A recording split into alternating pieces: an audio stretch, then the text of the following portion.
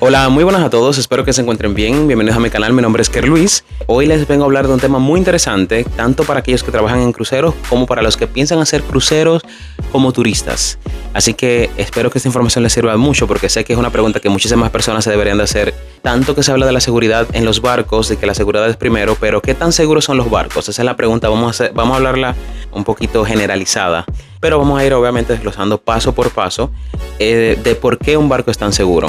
Entonces, una de las preguntas que muchas personas se hacen, digamos así, antes de subirse a un barco, tanto para vacacionar como empleados, es ¿qué pasa si un barco se está hundiendo? Lo primero que quiero aclarar es que hoy en día, para que un barco se hunda, tienen que haber una situación extremadamente complicada para que un barco se hunda, con todos los sensores. Yo personalmente, que he estado en puente de mando y que lo he visto con mis ojos, el barco tiene sensores donde menos tú te imaginas. Inclusive hoy en día, si una persona se cae, hay un sensor que detecta que una persona se cayó y el barco le manda una alerta a quien esté en el puente de mando en el momento.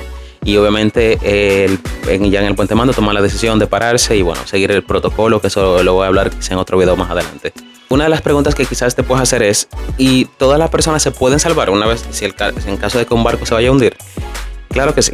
Hoy en día las leyes marítimas se han perfeccionado de una manera increíble, obviamente tomando en cuenta los casos anteriores en la historia de la navegación. Muchas personas recordarán la famosa película Titanic y el famoso caso de 1912, cuando este barco, que ni Dios lo podía hundir, pues se hundió en su primer viaje y no había suficientes botes salvavidas. Hoy en día los barcos, o vamos a decirlo así, la navegación en general, tiene estrictos protocolos de navegación, tanto así que por un solo lado del barco, saben que un barco es esto, entonces el barco tiene botes salvavidas de lado y lado.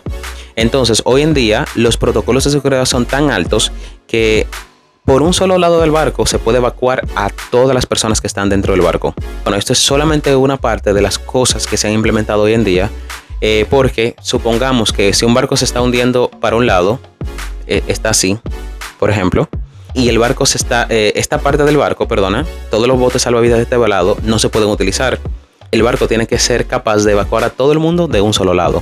Eso es posible hoy en día, con todos los avances científicos, técnicos y de ingeniería que han ido estudiándose durante los años. Entonces, esas son parte de las cosas de los protocolos, sin mencionar todos los protocolos internos del barco en caso de que haya una emergencia real. Esa es la capacitación del personal que se hacen.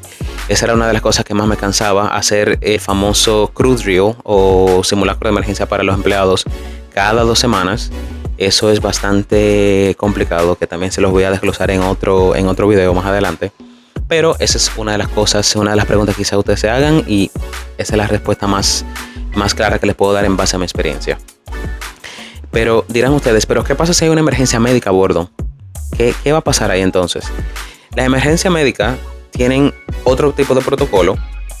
Obviamente siempre se trata de estabilizar a la persona en caso de que sea una emergencia, ¿no? Dentro de los barcos, si no me atrevo a decir que en todos los barcos siempre hay un equipo médico para ese tipo de casos. Usualmente, le voy a hablar brevemente del protocolo. El protocolo se basa en, si hay una emergencia, esa persona, dígase usualmente un empleado, o en caso de que sea un huésped, va a tomar un teléfono, va a llamar a la línea de emergencia médica.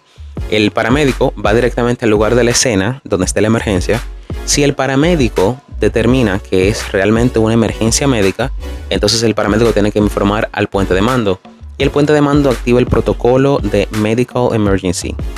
No se dice Medical Emergency por cuestiones de evitar pánico en los barcos y eso, y se utiliza lo que es el alfabeto fonético. Alfabeto fonético es Alfa, Bravo, Charlie, Delta, etc. Entonces ahí se utiliza el Mike Echo, que es todos los que vean este video, que han navegado, que han sido empleados alguna vez, van a conocer lo que es el Mike Echo, que es bastante común. Y eso, el Mike Echo o Medical Emergency, ME, es el código que va a activar todo el protocolo de emergencia médica dentro del barco.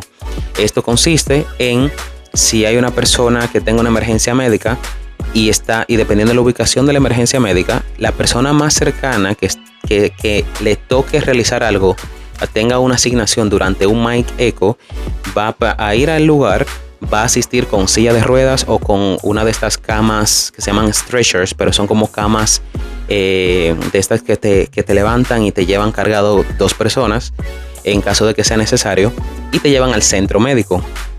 Entonces también hay otro personal que hace así como que libera el camino, como si fuera, como imagínense cuando va una ambulancia corriendo en la calle y la ambulancia tiene las sirenas encendidas. Ustedes saben, lo normal, en mi país esto todavía está en discusión, pero lo normal es que abran camino, los vehículos se quiten del medio para que la ambulancia avance. Entonces, en el caso de mi experiencia en los barcos, en este caso son personas. Las personas simplemente evitan que haya circulación de personas por ahí, cierran el paso en lo que viene, la persona que tiene la emergencia camino hacia el hospital del barco. Entonces, ese es prácticamente el protocolo de emergencia médica. Una de las cosas que también sé que han preguntado, la primera pregunta que me dicen cuando me ven, personas que me conocen y saben que yo trabajo en barcos, y vienen y me preguntan, oye, pero eso no se siente adentro. Yo les voy a confesar, sí se siente, no les voy a decir que no. Pero sí me he dado cuenta que eso va a depender muchísimo el tamaño del barco, y va a depender muchísimo de qué tan nuevo sea el barco, y depende también de cómo esté el clima. No necesariamente que el mar esté movido, pero pues si hay mucho viento por encima del agua y el barco es muy alto, también el barco se mueve, se siente. Pero se siente mucho, no. Tú sientes el movimiento porque es un edificio, eso es enorme y se mueve muy despacio, pero se siente el movimiento. Si tú eres una persona muy susceptible a sentir esos movimientos y te mareas muy rápido, siempre en la recepción hay unos medicamentos que se dan gratuitamente y ahí puedes conseguirlos sin problema. Ahora, un truco para las personas que si quieren viajar como pasajeros en el barco y tienen la oportunidad de seleccionar el camarote, mi recomendación es siempre en la parte del centro del barco o atrás. Si hay mal tiempo y estás en la parte de adelante, se va a sentir mucho.